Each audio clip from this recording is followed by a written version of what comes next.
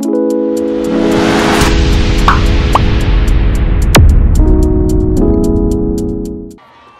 kuweereza Katonda nga bwe simuweerezangako. Mbagala nnyo era ngenda kukyamba kanisa gonna, ngenda kukyamba noonye, ngenda kukya neetonde. Munsonyiwe buli eyatunulira bye yalaba n'agamba Exodus yabaaki mbeetondera mwenna.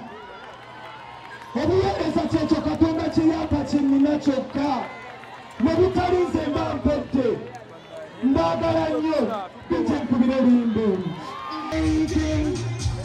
I see the gates are opening and I see the captives breaking free.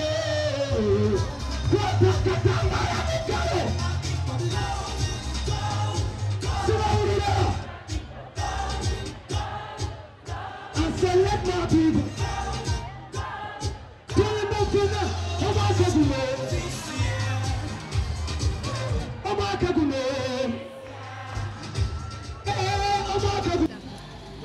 kikulu nnyo okwetondera abawagizi bange kubanga myaka egiyise emabega bintu bingi ebibadde bibeerawo mu mawulire ebituufu n'ebitali bituufu.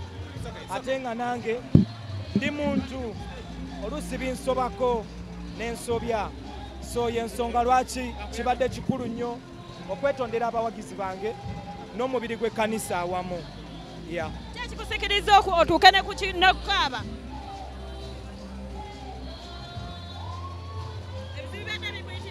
Si bizibu naye omuntu otuuka n'obaako awantu w'oyita ne wakusukkako ng'omuntu n'okola ebintu ebirabika nga byewuunyisa mu bantu ebiseera ebimu. Y'ensonga lwaki kinkutteko, mbadde sikiplaninze na kiplaninga, but bwe nninyaawo ne mpulira nga it's what I needed to do. Omukyajjulizi babiri yatugamba ekyamuleetera okwetonda. Yesu yamulabikira. Namugamba okwetondera ensi. Tugambe nayo kyekimu kyekyakutuuseeko. Sijja kugamba nti bwe kiri ekyange, but bintu bingi ebibaddewo emyaka egiyise, ebibadde mu mawulire, ebibadde byogerwa ku media, ebadde bigenda mu maaso nga nange kennyini mbiraba. N'ekirala nnina abaana balaba TV, abaana bawuliriza radio, so oluusi balaba ebintu ne bawuliriza ebintu, then mu bantu gy'oyita ng'abantu abamu badde baŋŋamba Exodus kiki ekyabaawo. You understand? Tuwulira bino na biri ne biri. Mulimu bingi ebitali bituufu. Naye nange ng'omuntu nga bwe ŋŋambye nti nsobya waliwo ebintu ebikusukkako, embeera n'ekusukkako n'ekutabukako, n'ova w'olina okubeera.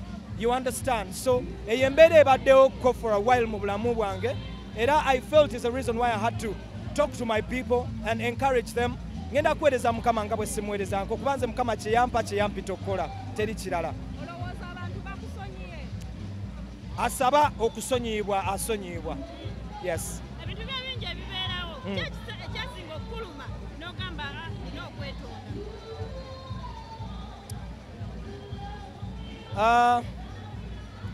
Bintu bibadde bingi nnyo naye nga ekyali kisinga ndowooza y'ensonga oba y'okubeera mu bbaala. You understand? Saabeerako mu bbaala oba sibeerako mu bbaala nga ngenze nze kwesanyusa nze nfuna amasanyu agange. Nagendangayo era kusindika music na kusindika mulimu Katonda gwe yantuma okukola.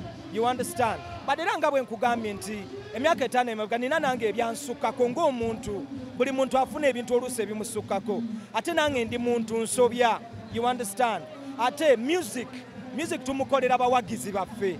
So obuwagizi bwe butandika okwesalako weebuuza ensonga bw'ogimanya kikulu nnyo ne weetonda. Y'ensonga lwaki nze neetondedde abawagizi bange era nga mmanyi bingi nnyo bigenda kyuka okuva na leero. Mbasuubiza nze ngenda nkomyewo okuweereza Mukama n'obulamu bwange kubanga ekyo kye yampita okukola. Amafuta yagampa, ennyimba yazimpa, ennyimba mpadde nnyingi nnyo empya, mbadde nsirisa ebbanga ddene. Naye nkomyewo okuweereza Katonda nga bwe simuweerezangako, netondera abawagizi bange bonna. Ebyali mawulire ebibaddewo ebituufu n'ebitali bituufu, nze neetonda ku lw'abawagizi bange n'omubiri gw'ekkanisa nga nze omuntu. Nkomyewo ngenda weereza Katonda mu maanyi nga bwe simuweerezangako neewaddeyo.